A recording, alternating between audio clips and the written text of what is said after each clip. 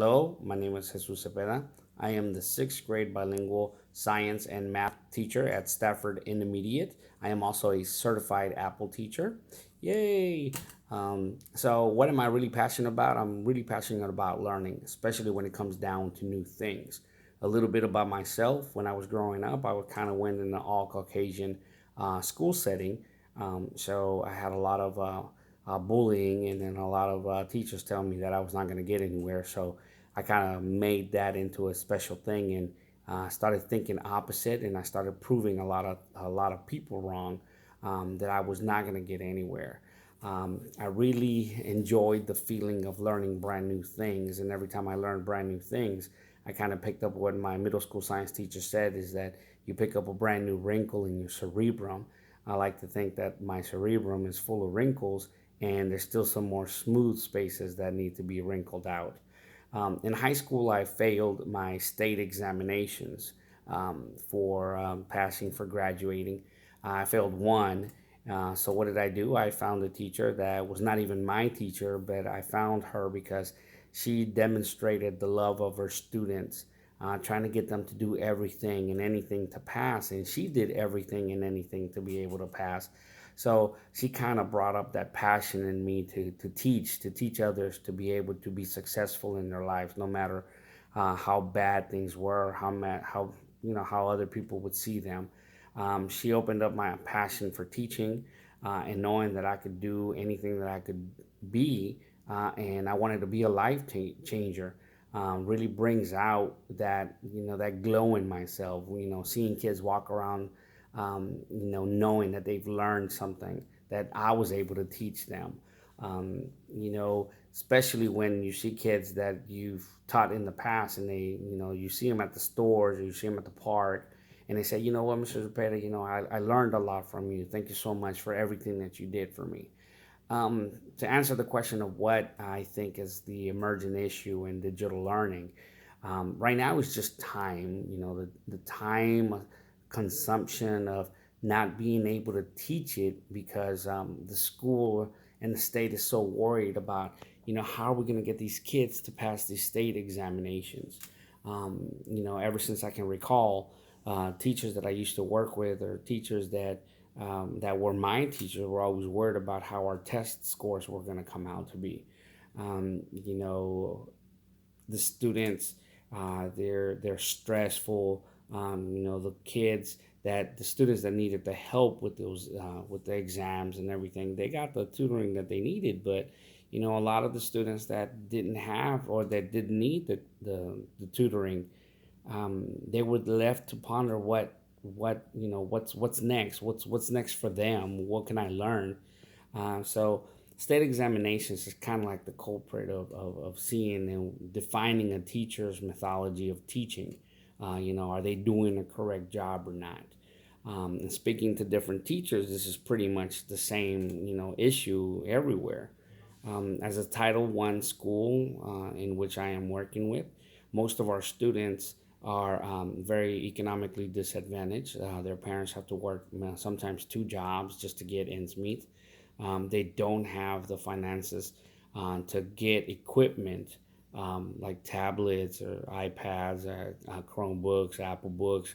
With the cost that it is, it's so hard for them to have internet at home. A lot of kids may have a cell phone, but they're not connected, so they use the Wi-Fi from the school just to get by.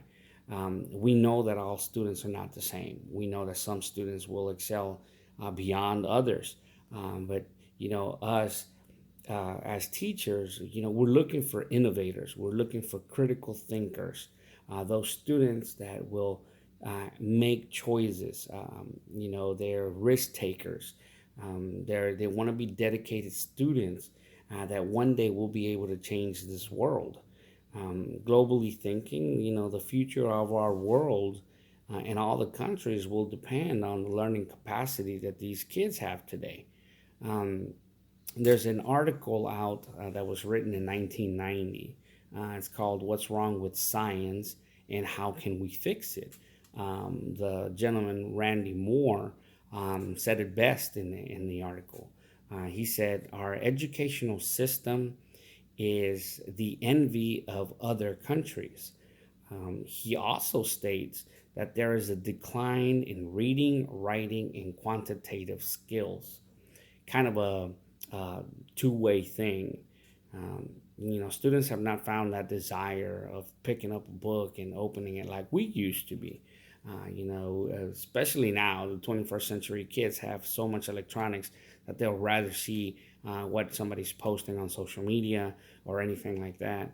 And it's so much there that kids don't know how to use. His article says that the country is producing non-competitive students. This article was written in 1990. It spoke about the issues back then. But if you look at the numbers, the characteristics is pretty much of what we have today. Students have found new ways of learning using their mobile devices, their electronic devices, and they have made textbooks a thing of the past. It is harder to fight a student and trying to get them to put away their mobile device or their electronic devices, um, as comparing to having them use it and learning something new in this new digital age. Teachers, we have to get past the old teaching methods. We have to develop the new methods of providing this excellent service for our students and for the future. I believe the learning process is never finishes. I believe that you can always teach a dog new tricks.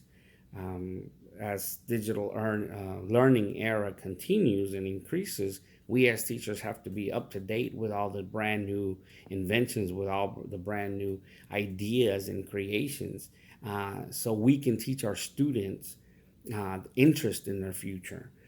Teachers must believe in themselves. Students must believe in themselves that the learning of these new processes can reach our 21st century students, and even that for those students that are way beyond, still younger students now know that there is an impact with technology in all of the organizations. I know I will make an impact in our organization by learning all these new processes and being able to benefit, not just for myself, but because I know that I have gained that knowledge of the new skills that I will be able to teach my students, and have them increase their desire to learn all these new innovations dealing with technology and the digital learning area. So it's fun. It's going to be something interesting, and I hope to learn a lot from this. Thank you.